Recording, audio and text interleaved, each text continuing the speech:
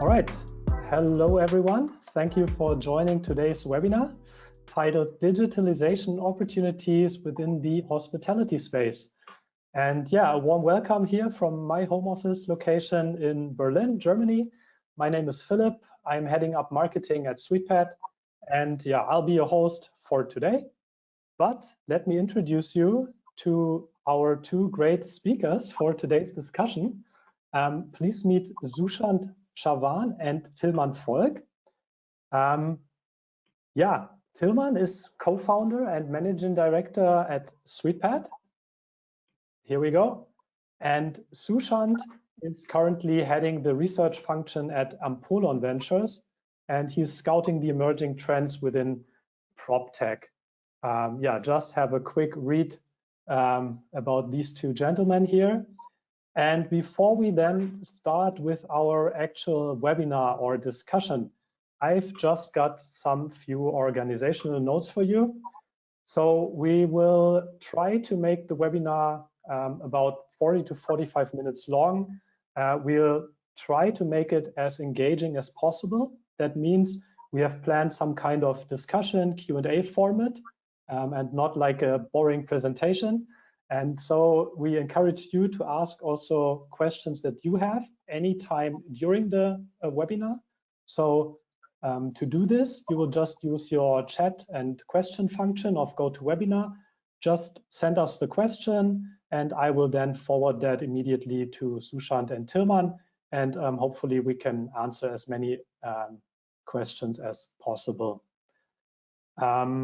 Yeah, one question that always comes up is about the recording. So yes, we'll be recording this session, and you will each receive a copy some days after the webinar at latest.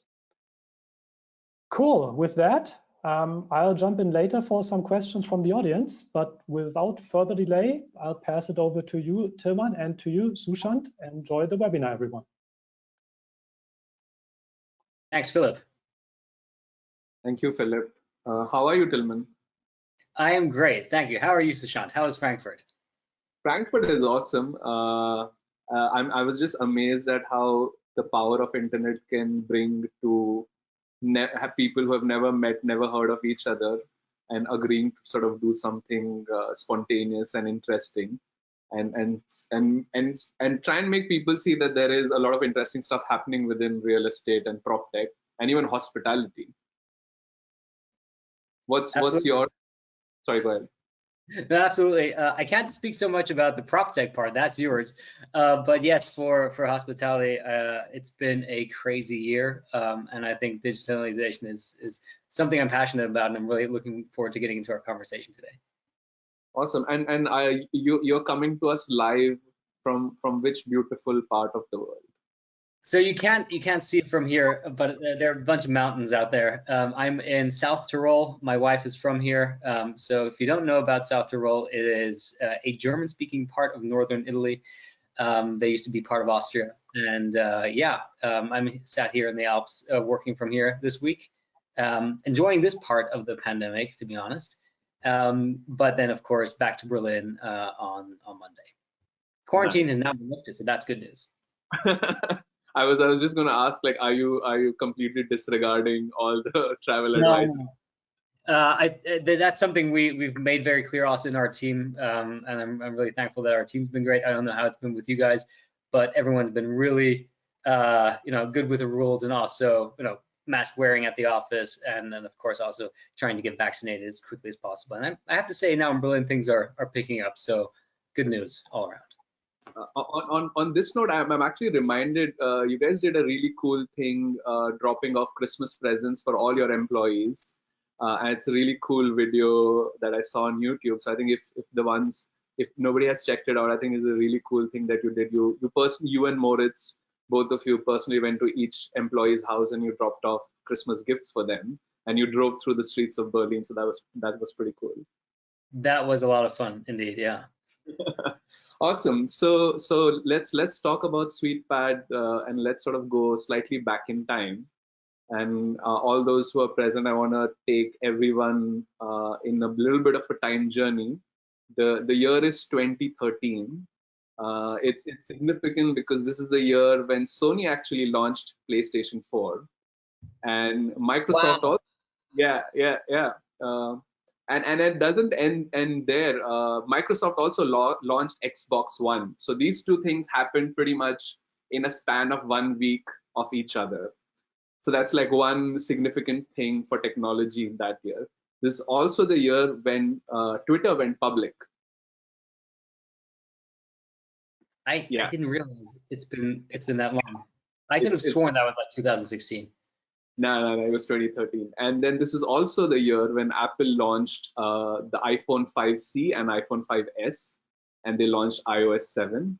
And this is significant because we're gonna talk about your sort of take on the whole open source market.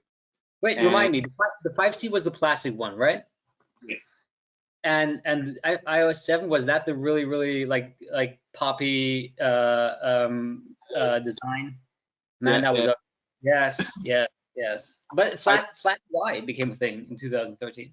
Yeah. I don't know if any of the attendees or anyone still has that phone with them. It will be good to sort of hear if any one of you are Apple fans, if you tried to collect each of the models that has been launched since the first one. So that was one significant year, and this is also the year when Twitter actually released Vine.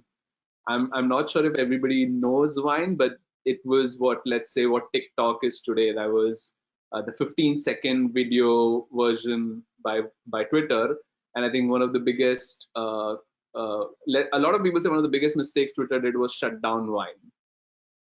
I would agree. I think TikTok proves that point. Too bad for them. True. And it doesn't end here. It was quite a significant year because this is also the year Google launched their prototype of Google Glass. I'm not sure if you remember and if people attending remember Google Glass. Did you ever go and get one? Did you ever get a pair? Did you wear a pair ever? I did wear a pair. I remember in that year I was on this all India train journey, and there was a Googler, as they like to call themselves, part of that, and he was carrying one. And we were all like, like how in school you had this cool kid has like the latest toy, and you all want to be friends with him or her and be like, hey, can I try out your? So it was like that for me. Really, for me, it was the other way around. So people wearing Google Glass at the time in Germany, if you guys are watching from Germany, lots of data privacy concerns. I might be filmed at any time by this camera on someone else's face. And I think you're right. At the time, people were like, wow, this is going to be cool. And there's so many cool AR type of use cases, and we can film everything we do. And for what reason, we're not quite sure. But I think then a year later already, it just seemed so uncool. It wasn't the cool kid at school. It was like the kid at school that got pushed around for wearing funny glasses. I think that's the turn it took, unfortunately. But I hear that Apple glasses are coming back. So maybe now the cool kids are getting on board. I'm so amazed, and I don't know if it's some kind of I don't know if you've like gone through my research, but when you mentioned data privacy, do you remember why data privacy became a big issue in 2013? GDPR, or what are you getting to? No, in 2020. Oh, sorry. No, go ahead. 2013. So 2013 is the year when Edward Snowden, for the very first time, revealed that NSA is snooping around pretty much everyone in the world. I would argue in Germany, data privacy has been a thing since early 90s with the fall of the GDR. That left its mark, understandably, on the German soul, especially with people going through the archives and seeing what has been collected on them. And I think it still is with us somehow. True. So I mean, it's interesting that so many of these dots are connecting, but now we are in 2013. It's a very interesting year. All of these technology developments are happening, and you and Moritz are at the WHU Idea Lab, and you have this idea of SuitePad, and you are in an event. You are all excited, all hyped up. You are pretty much telling everyone and anyone that you can find what the idea of SuitePad is. So I want you to now tell everyone what the idea of SuitePad was at that point of time. So I think we have to set the frame a little more. You're absolutely right. We were hype at that time, and that was our alma mater. So Moritz and I both graduated from that business school, and the Idea Lab is a founders conference where founders come together, investors come, which is very crucial, and then lots of corporates who want to look very cool next to startups come as well and sponsor the whole thing. And then of course you have students there looking for internships with startups or become inspired for their own idea.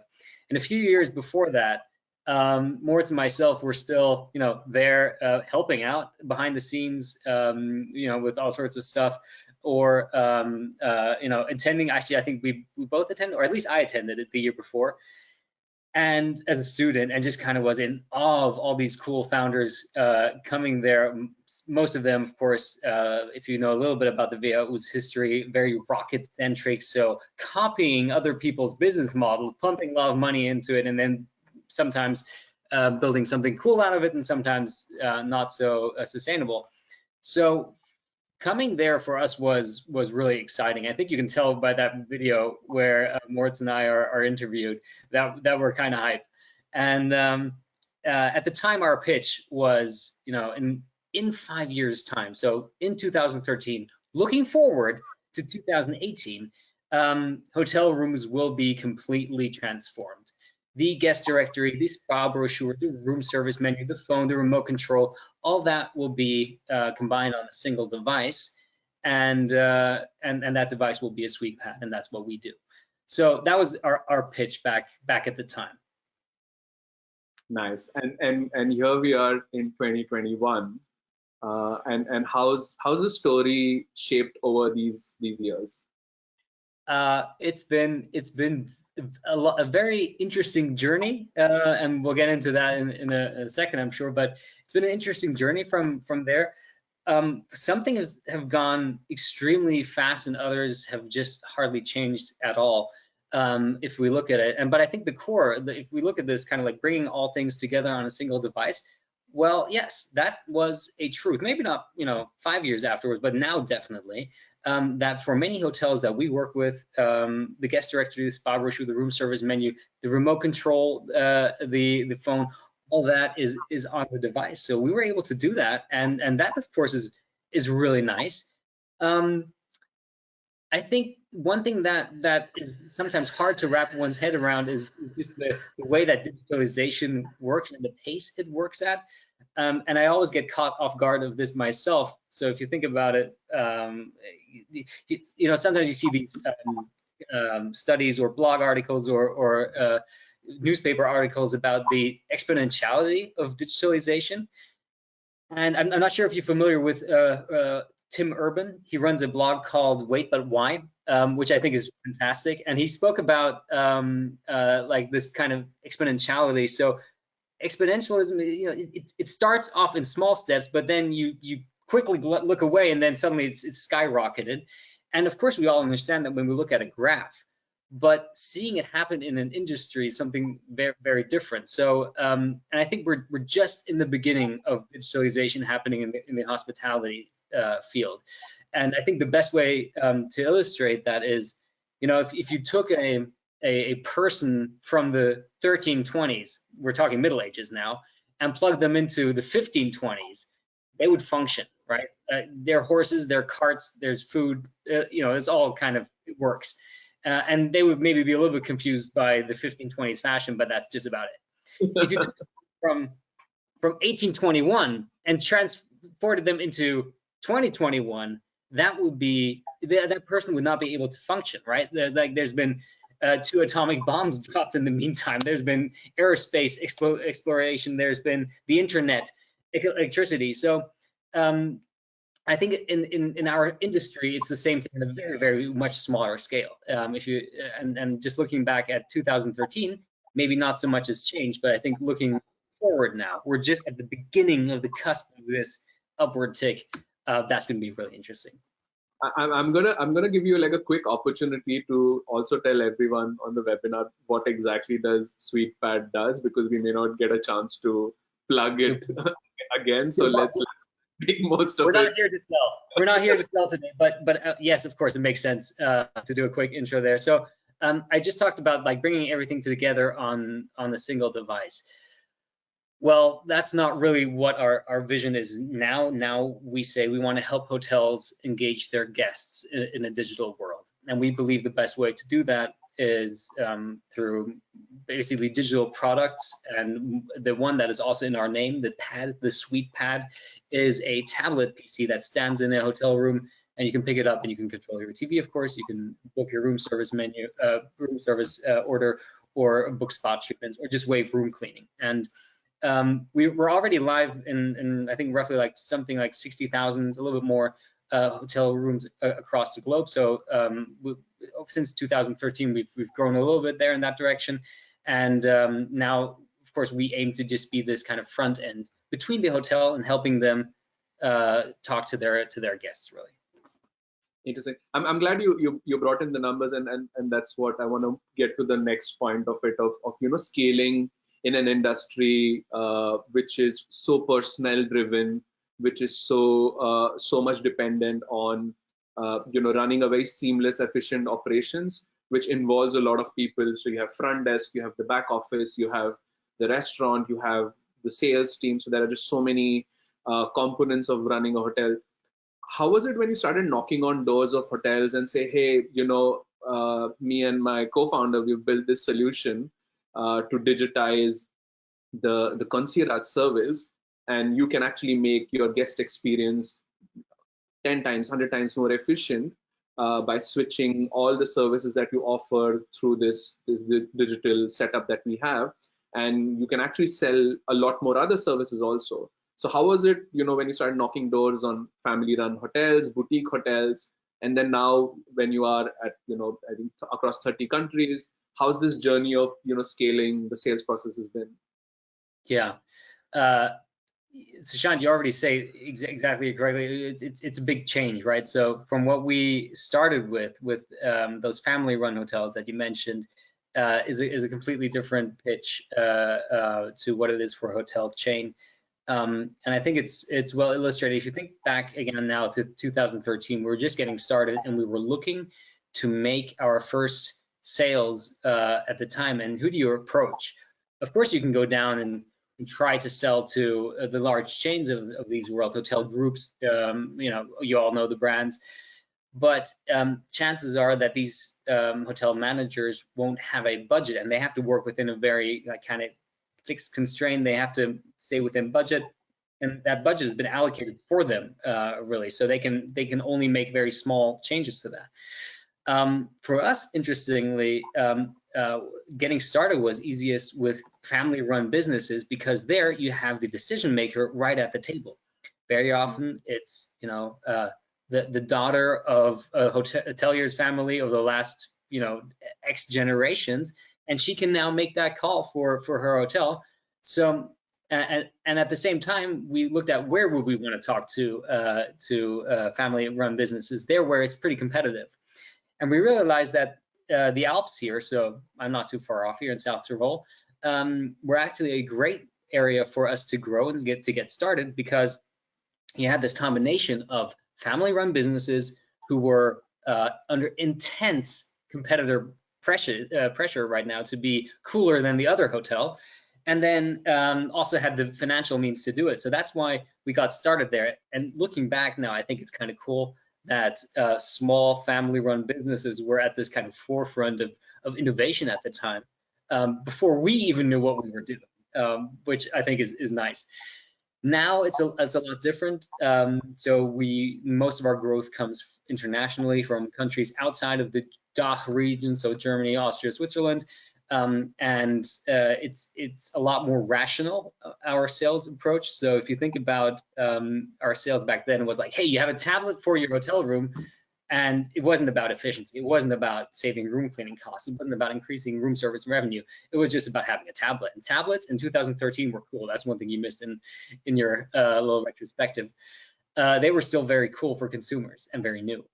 Now they've become commodities, which is good, very good for us, because people are used to them. But that also means you don't sell tablets just for the reason of tablets. And of course, the other thing, because you just said scaling, is of course just the sheer scale of things. 60,000 rooms, as I said, It's not, it's not crazy amounts of tablets, but if you think about 60,000 tablets, it's a lot more than we had ever dreamed back in 2013.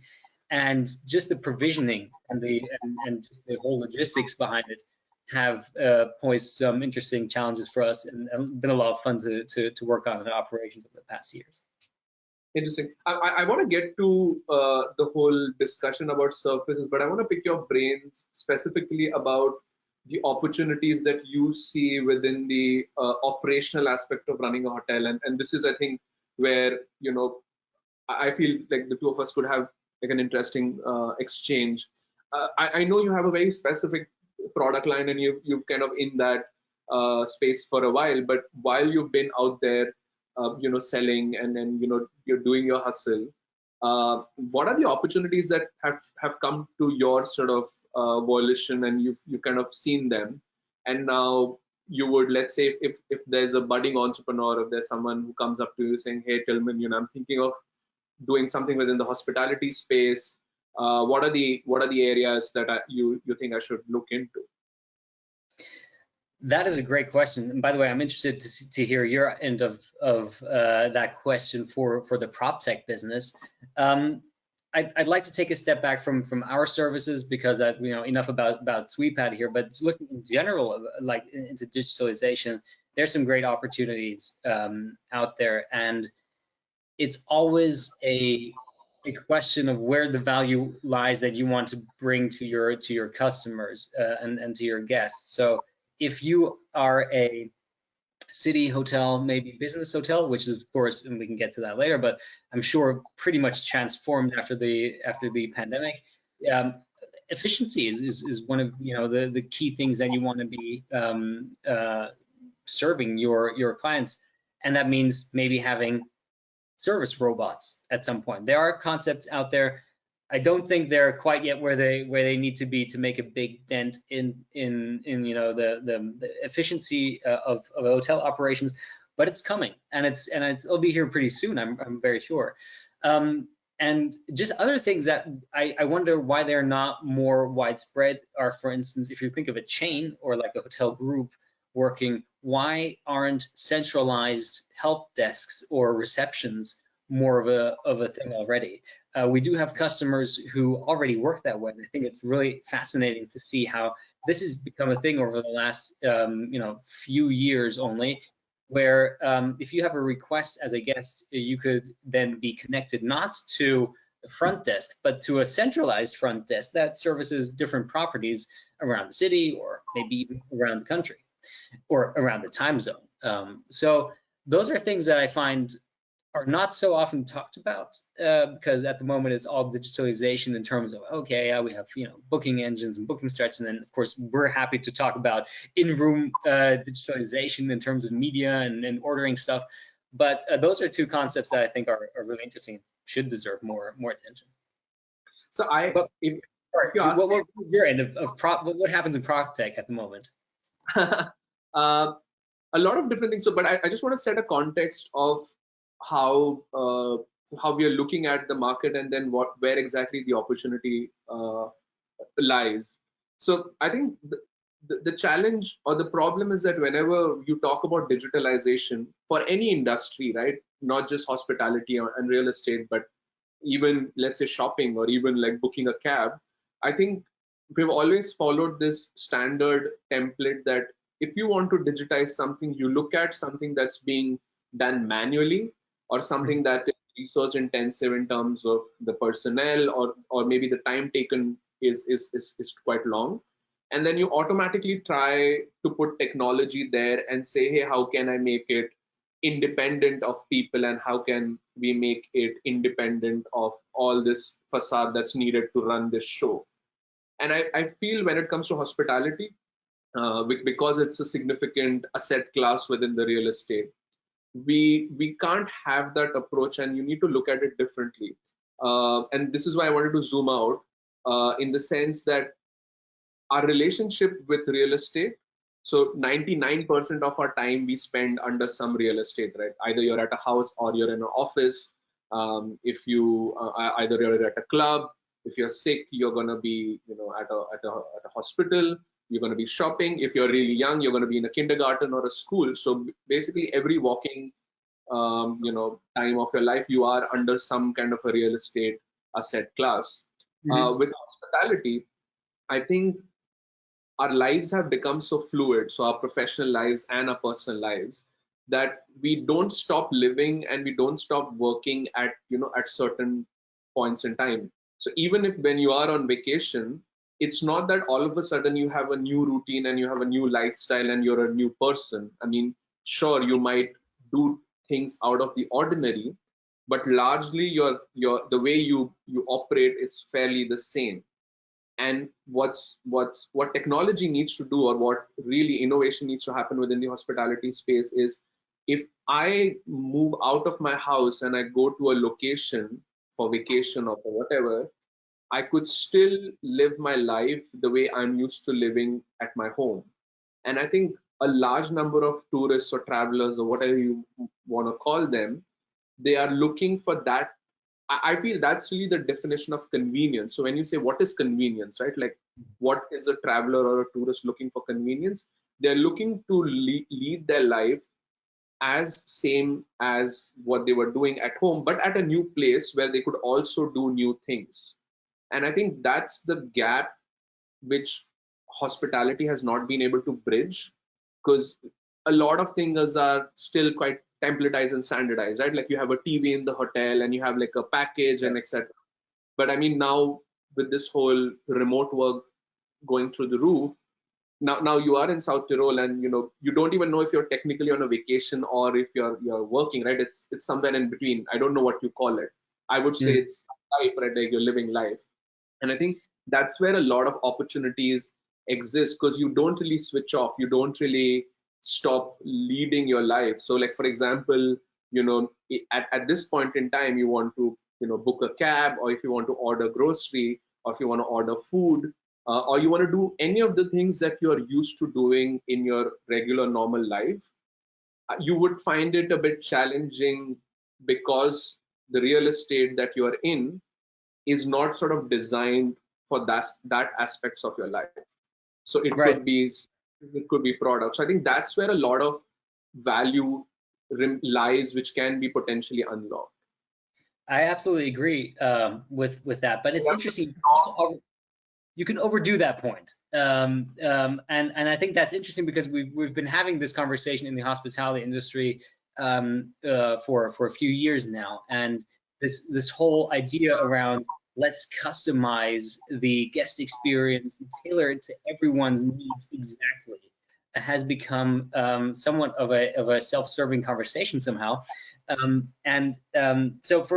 parts of it are completely true, and I think I agree with most of what you said. So even one of our products, if you think about it, we have a SuiteCast product where essentially it's nothing else than Chromecast for the hotel. And there we're not trying to show cool, crazy tech in the hotel room for guests to use and to say, wow, this is so cool, and I'm going to take this home, but more having their home set up and the TV shows that they're watching on Netflix on their own device, bringing that to a hotel room so that they can kind of use it there as they expect it to. But there are limitations to this whole customizability, and I think that's where, when I said originally, people have to ask themselves, what is my core value proposition for my guests? Sometimes, especially in leisure hotels, it's not only convenience, it's about authenticity and about really having an authentic experience. And I'm really interested to see if we have any questions or comments from our audience in this regard, because if you're looking to stay in a hotel, you don't want it to be like for your vacation. If you want to see something new, you want to be all in maybe on a certain experience. Maybe not all in. You still want your email and you still want your video call. So you want internet, right? That's one commodity probably that most of us will want to have. But for instance, I had a conversation with a CIO of a chain. This was, I think, 2 years ago. And the idea there was, hey, couldn't we maybe save the guest's preferred room temperature so that, next time when they come, the room has the exact same, lighting and room temperature. And you think, well, yeah, of course, but what is my favorite, Sushant, what is your favorite room temperature, right? Like, it depends. and also maybe I don't care too much. It's other things that make it really special. Maybe I want to really have like an experienced concierge, someone who can make something really truly that I will remember, like a really nice experience. It might be more interesting to me than just something that is like everywhere else. So I grew up in 35 degrees as the normal temperature outside. So if you and I travel, I don't think you would really enjoy my temperature settings, my natural habitat. Okay, yeah, okay, we might have to fight about the AC. Absolutely. No, but moving on to the next point, you are quite bullish about the role of open source, and I actually, Philip wrote to me because when we published this report about the hospitality trends and the interesting business models within, I'd made a typo where I said that you're deploying your solution through iPads, and Philip very promptly wrote to me saying, no, these are not iPads, we have our own hardware. So what's why are you bullish about open source? I mean, of course, in the context of your own sort of business model, but with respect to like surfaces and in general, like digital services, until now, hotels have only been places where digital surfaces were only being used to advertise, and have this you have this TV in the lobby where you're just a sort of something random is playing, like there's a news playing. But what's sort of your take on that digital real estate that is has been just like there in terms of promotional, but now you're putting digital real estate within the rooms, and what are the potential that can unlock?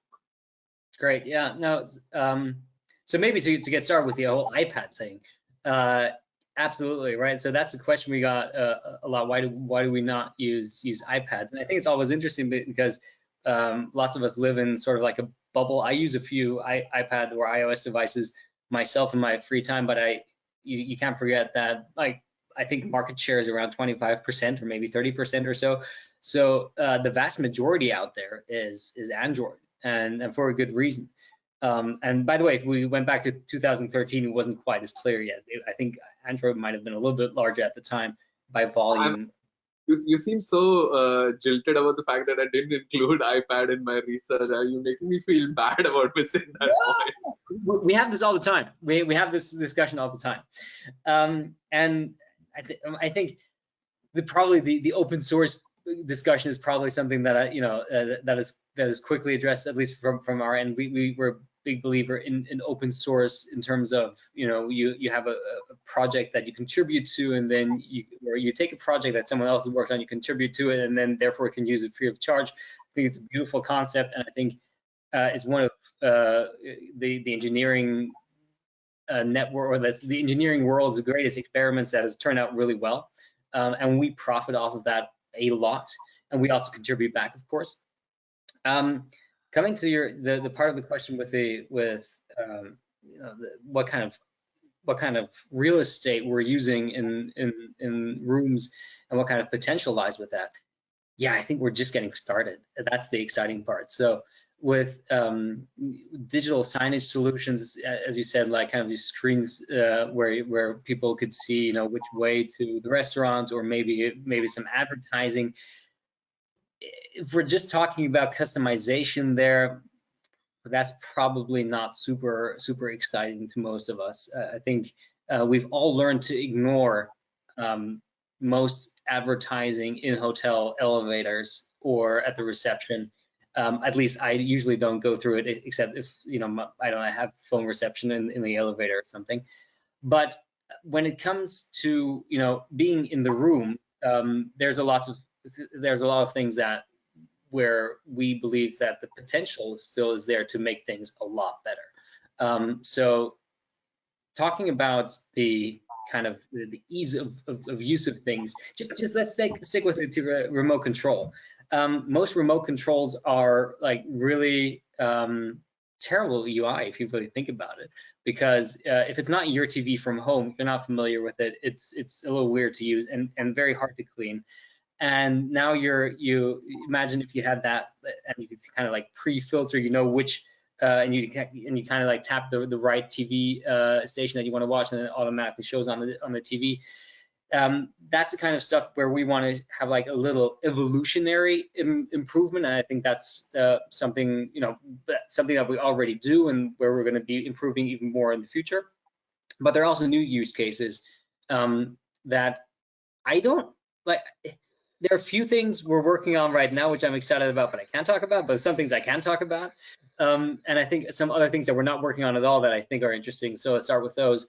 The whole AR VR for entertainment is at the moment I think still at a point where people underestimate its capacity. I think it's people scoff at it, but I think in the future lots of our in-room entertainment will be VR, probably VR more than AR, and I'm excited about it because it just makes it a lot more immersive, and we also have more possibilities to maybe bring cool and maybe even relaxing type of scenarios to like a business hotel. Like let's say you have like a tropical island, you just kind of relax there. And I don't know if you saw it, but I think a year ago or so, the IHS, so the Swiss hotel school from Lausanne, they brought out a great video.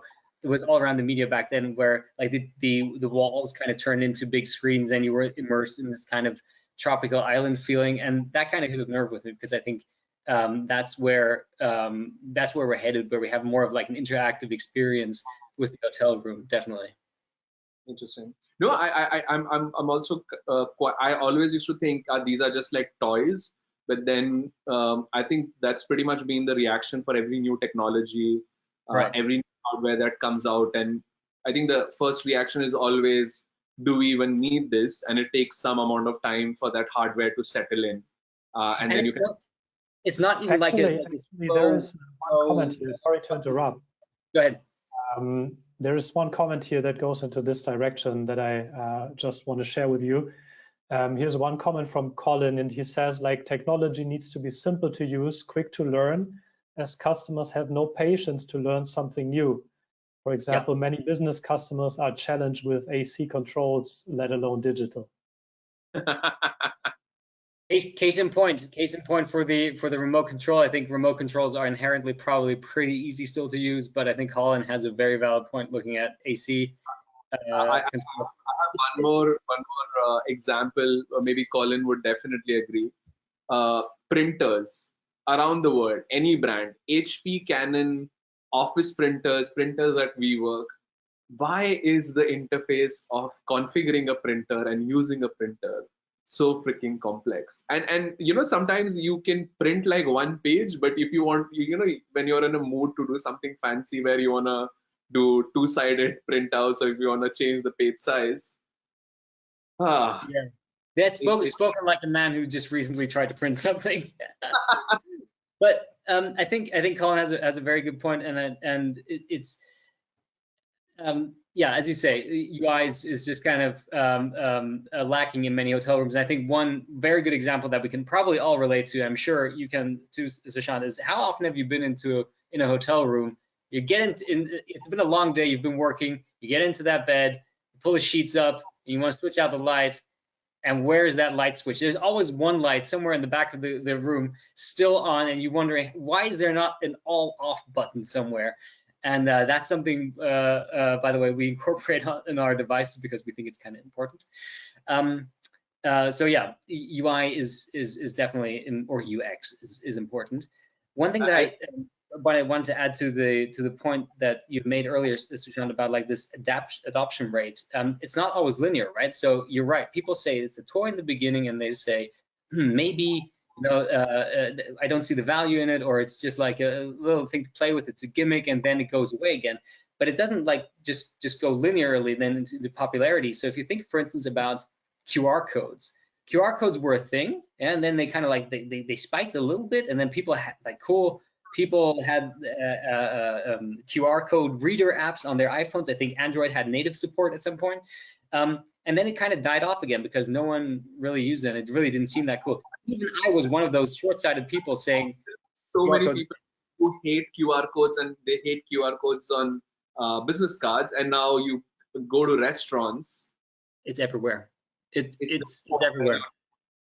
And I'm happy to admit I was one of the people who learned my lesson there, because I thought it was dead when it was dead shortly, but then it came back, and I have to say that's it's a nice thing, and it helps a lot.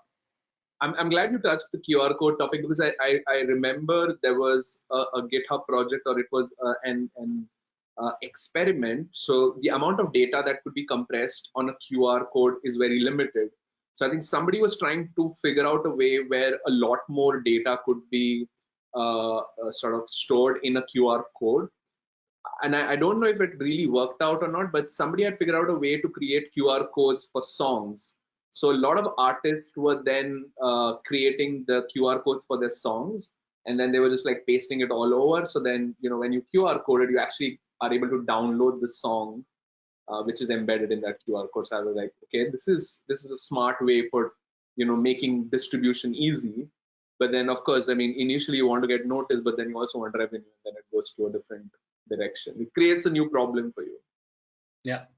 But I think that's a good segue to talk about the next part. Do you feel with this whole smartphone era, with everybody having like really cool phones, would you not say that the focus would be more to just, you know, do away with the hardware in hotels and just have some kind of a, like, the software element of it, which is easier to access from the guest's own device? You know, one of the things that I really hate personally is downloading an app for a specific thing.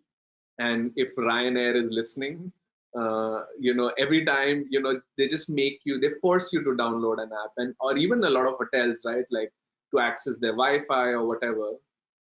How can that sort of whole friction go away? I mean, sure, once you're in the hotel, you're forced to download it. You don't have an option, but it creates like a really horrible experience. I mean, of course, it's not such a big problem, but if I could do away with it. Yeah. So at least in my experience, I think this whole app conversation has died down a little bit, because most people would agree with what you just said. And it used to be otherwise, right? So especially around, again, transporting back into 2013, people believed that apps were, you know, the way to go, and that everyone would be downloading apps consistently and constantly. Which is now, of course, we know that that's not the case. There's an overabundance of apps. You can hardly, you know, try to navigate the app store and find something useful in there. It's hard. And also, we very rarely see the point in it. So you go to a supermarket, they say, hey, download my app, and you say, no, thank you. And then Ryanair may force you to do it, but as you said, if Ryanair is listening, you know, you're not happy about it. And that's not the great way to start off a guest engagement or customer engagement in any case. So I'm happy that that's not the case anymore, that people are not talking about classic native apps to be downloaded as much. What we do see, and I think rightfully so, is a conversation about progressive web apps and mobile websites. So bringing content to guests' own devices. And one thing that is, you know, really clear, and that I would, you know, love actually, is, you know, if someone could say, you know, hey, you can do all that you do with your hardware, and just like that, you can just transfer it to the guest's own device. If you could truly do that, then I would be gung ho and say, great, let's get rid of, you know, what we're doing in the hardware spectrum right now, because we don't need it anymore. And of course, a lot of development time, a lot of cost going into it, no matter how fun it is, but it just wouldn't make sense. But that's not the case. There are certain things that just require you to have some sort of front end that remains in the hotel, that takes away this critical conversion step from the guests. So what I mean by that is, we just had Colin with his question about, you know, the AC. If you are going to say the AC gets controlled exclusively and only through the guest's phone, that means you are entrusting your guest experience that you want to offer to your guests, and also your hotel staff's nerves. You're entrusting to the guest device that they're bringing. May not be full of charge, may not have data in that market that you're serving, and you're going to have a lot of questions to answer there. That's just the AC example. They're more like phone, remote control, but even booking, the booking infrastructure. So For us, the question is not, is it tablet or like a bring your own device solution? It's more, what does the smart combination of this look like going forward? And I think for many of our clients that we work with, they've opted to go only for the tablet solution. Others have opted for both, which I get both approaches because they're meant for different things. Think about, for instance, any type of use case that you have pre-stay before you even check in. Of course, you won't be able to use the tablet there to book services. You will book from your own device. Once you're in the room and you want to control the TV, it's unlikely that you'll get out your phone. It's more, you have more discoverability on the hotel-owned SuitePad device, and of course, this is also the case for all other tablet devices that you have out there. Sorry. Go ahead. No, I was going to say, I always used to think, why would, if somebody's on a vacation or if somebody's in a hotel, why would they bother about if there's a TV or not, or what's really coming on TV? But I think there was a stats which say that guests spend a significant amount of their time watching TV inside the hotel room, and I was just like amazed that like that's a thing. I mean, it's not my thing, but it's a significant thing that people spend significant time when they're traveling watching TV in the hotel room. Actually, let me solve that little mystery of yours. I'm one of those people. I do not watch TV. I do not watch TV at home at all. I don't even, like, we have a TV at home, my wife and I, but it's not hooked up to any type of like linear TV channel. I know, like the cable thingy that comes out the wall. We don't have that. It's all Netflix and Amazon Prime. But when we're traveling and you're jet lagged, and by the way, I'm looking forward to this again, being jet lagged. But being jet lagged in the hotel, you're there, you're getting ready to go out, and you've just you switch on the TV to just see like, you just kind of have the background noise. You see what's on. It's zero effort. I get it. For me, that's the only time I watch TV.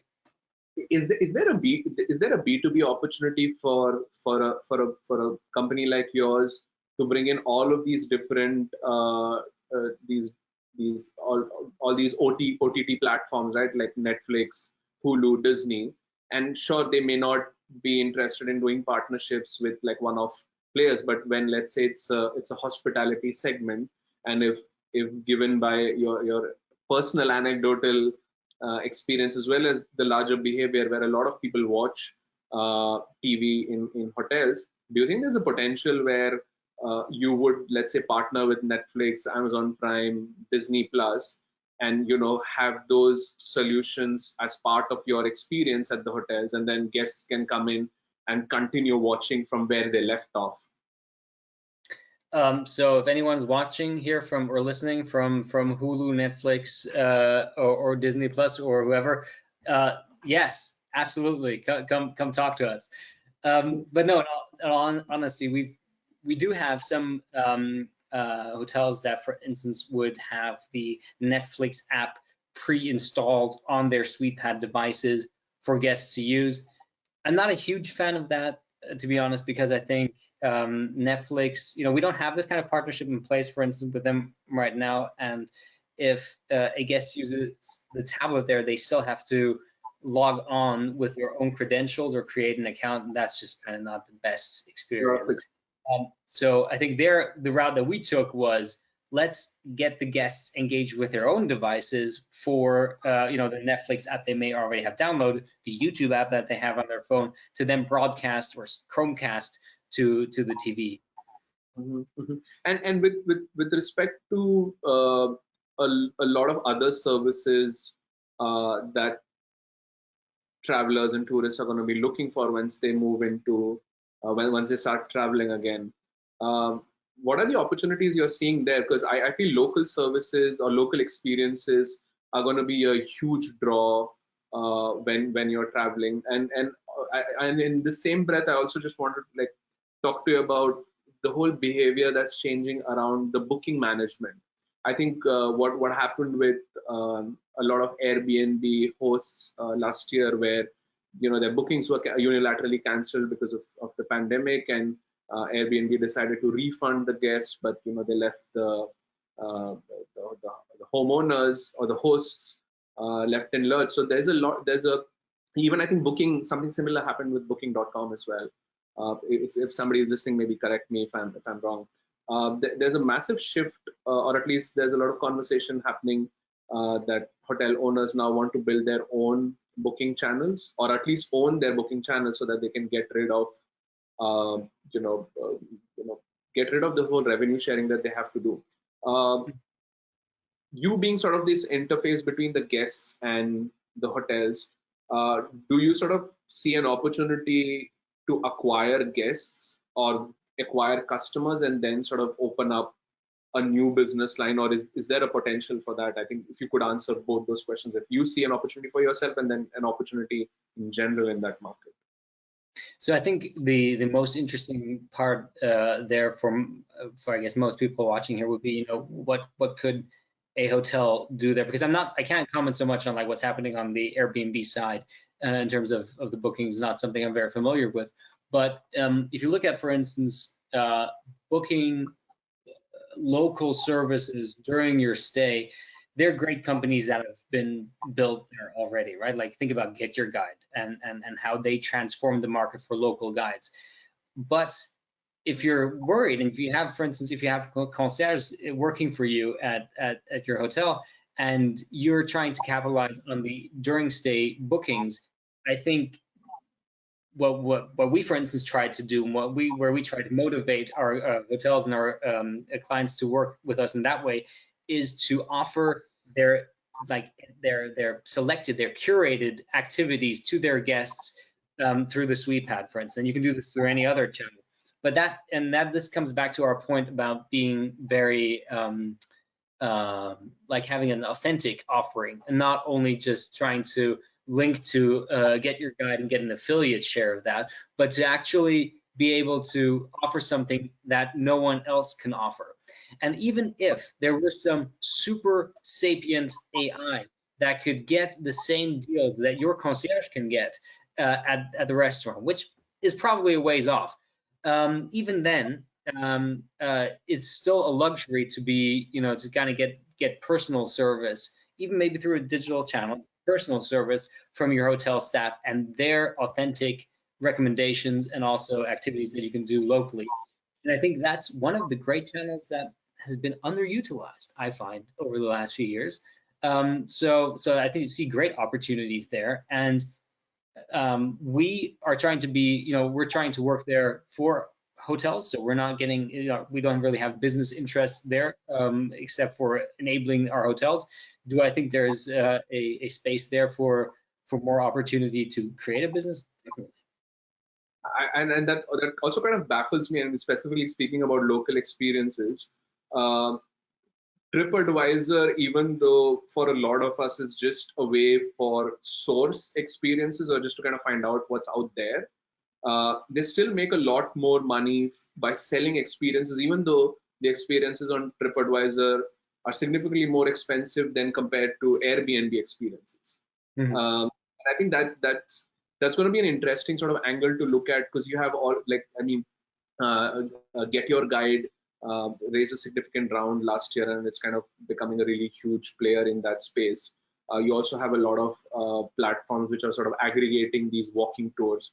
I remember back in 2015 in Berlin, there were quite a few players who were doing these walking tours around the Brandenburg Gate. I don't know if it still exists, but most of them were, freelance marketplaces where, you just had to tip them at the end of it, and it was a bit of an uncertain.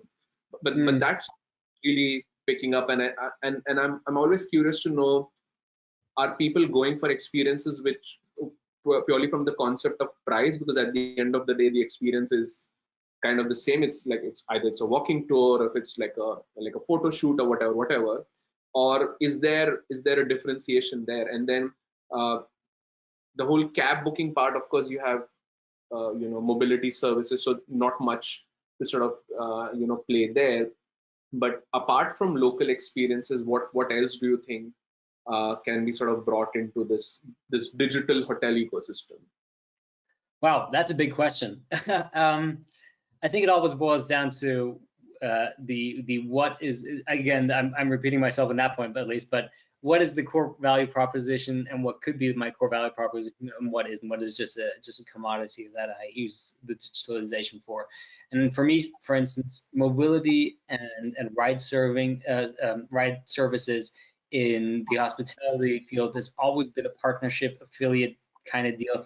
I do not see the real value, maybe in some fringe cases where they have like a really cool limousine or helicopter to pick you up in some crazy luxury resort, but that's kind of it. You know, if it's not integrated into the guest experience on that level, like, or at least in that level, then it's probably just something you outsource to a limo service and be done with it. And I think the outsourcing to a limo service is also kind of 90s. Probably it's now just having the guests deal with it via Uber or whatever. So yeah, my hunch that space is more on the day trip category. I think that's sort of, let's say, a category within the travel space which is kind of fairly overlooked, because most of it is, as you said, you know, it's run by vendors and partners, and it's at a very local scale. And you know, as much as you know, Airbnb and TripAdvisor can invite people to you know, book an experience, the real customization can only happen at a localized partnership level. Because, you know, sure, you might have a template offering that, you know, for one day you can, you know, go to Costa Brava and then, you know, chill around there and, you know, go see those vineyards.